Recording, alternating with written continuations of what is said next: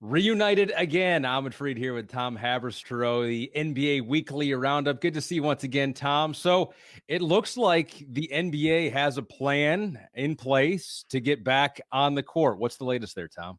The latest is that the Board of Governors held a meeting on Thursday and approved at a vote of 29-1 for a return to play program where everyone's going to Orlando, the Walt Disney Resort in Orlando, to resume the NBA season. And I said everyone, but actually only 22 teams of the 30 will be going to the resumption of the season and the playoffs. And it's going to be an interesting setup here. So they're not going to continue with what's called the regular season. They're going to do 8 seeding games for the 22 teams.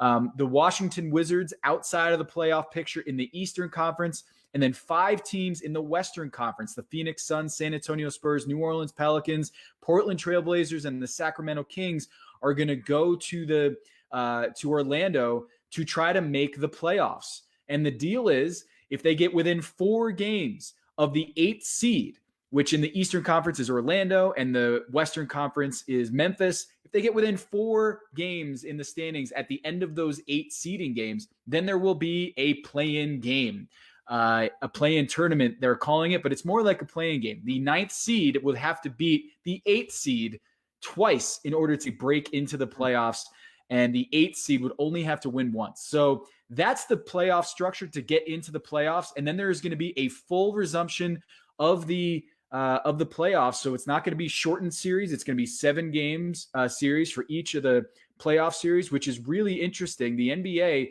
decided not to scrunch up the postseason, and they're going to plan on bringing 22 teams back for the 2019-2020 season, starting July 31st and ending in early to mid-October. So, Tom, you hear some of the squabbles that's going over with Major League Baseball right now. The players in the league having trouble agreeing to, it seems like, anything. It seems like it's been pretty seamless between the players in the NBA and the owners. Has that been the case, and how has that happened? It's happened because of relationships at the very top. Adam Silver and the Disney chairman, Bob Iger, and Chris Paul are all very close. Chris Paul, the head of the Players Union for the NBA, and also one of the more vocal players in the league. It's not just that he's a great leader, it's also that he's one of the best players in the NBA. And so you have just these great relationships at the top. Of course, Iger helping to coordinate any sort of return to play at the Walt Disney Resort in Orlando. And so you have 3 real power figures working together and collaborating, along with Michelle Roberts, who is the director of the Players Union. So I think all the pieces in play are on the same page, more or less. The issues are going to come down to just the health protocol and the testing that the players are going to be okay with. You know, there's going to be a gray area here because obviously the safest option for the NBA to resume the season is not to resume the season at all. It's there's 0 teams there. So obviously there's a compromise that the science would say, hey, if we're going to try to minimize the number of infections from the coronavirus, we're going to have 0 teams there. But of course, you know, the NBA is not going to go for that. So the players have to agree on the conditions and the protocols that the NBA owners have agreed to. They can negotiate a little bit on the minor details, but I don't suspect that we're going to have this long, drawn-out battle between the Players Union and the Board of Governors, which is, you know, a different story than what you see in Major League Baseball, simply because I think Adam Silver has curated a great relationship with Chris Paul.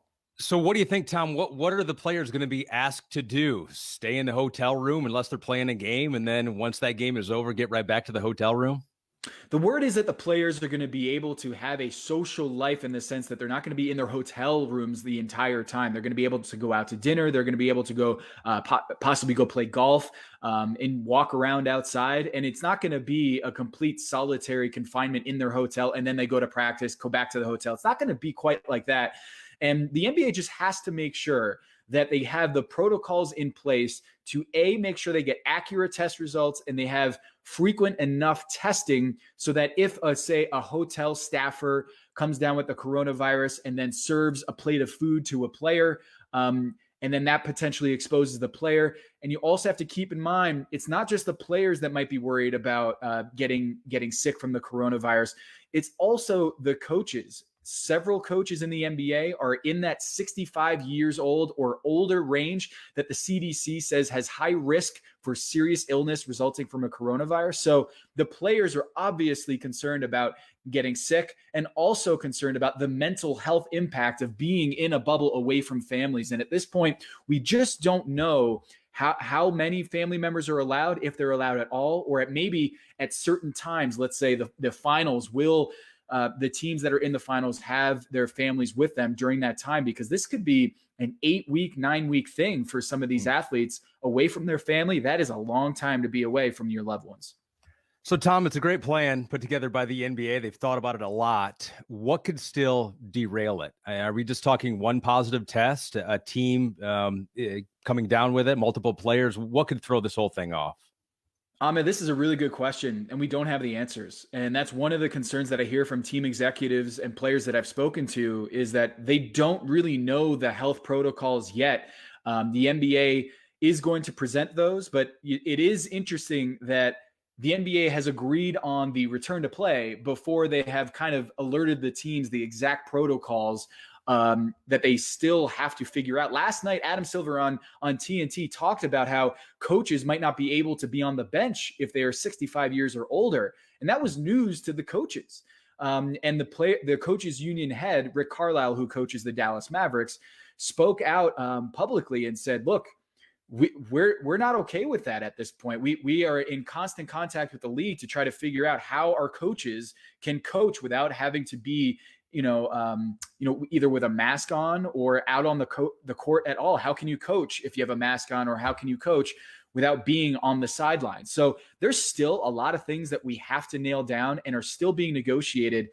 So it's clear that not everything has been, all the T's have not been crossed and all the I's have not been dotted here. And I think when you're the NBA, it's an ongoing process. Of course, Florida still has a lot of positive tests in their state. And I think when the NBA resumes on July 31st, they have to have those questions answered. How many tests on a single team would it take for the team to have to shut down, or the league would have to shut down? And simply right now, it's too early to tell. And it is a little bit alarming that we have a return date set and the program set, but we just don't have the health contingency plans really ironed out yet. Sure. And I think one thing they have going in their favor for the owners and the players, it seems like, is a desire to make this work and to want to work together and get back on the court. And I do think if and when the players do get back on the court, we will see some demonstrations, maybe not during the game, but before the game. A lot of NBA players, current and past, reacting to the death of George Floyd in Minneapolis. You looked deeper, Tom, into the reaction from the different NBA teams out there recently. What'd you find?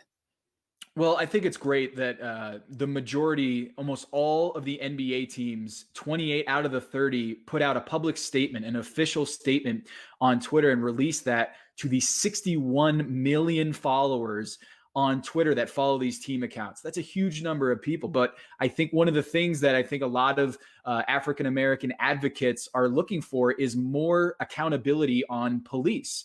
And when you look at the 28 statements, I analyzed every single one of them.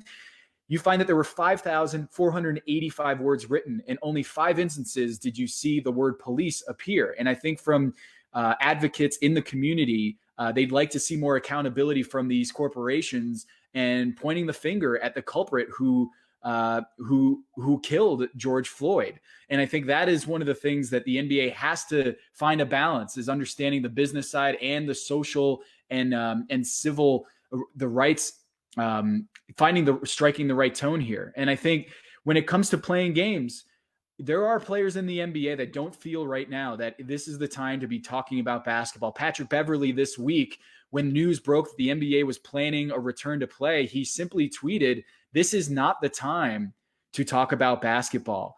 And I think other players feel the same way, which is there's a lot going on in America right now, that players are being out on the front lines. Damian Lillard, Karl Anthony Towns, Jason Tatum, Jaylen Brown. A lot of players are out there being vocal in these rallies and marches.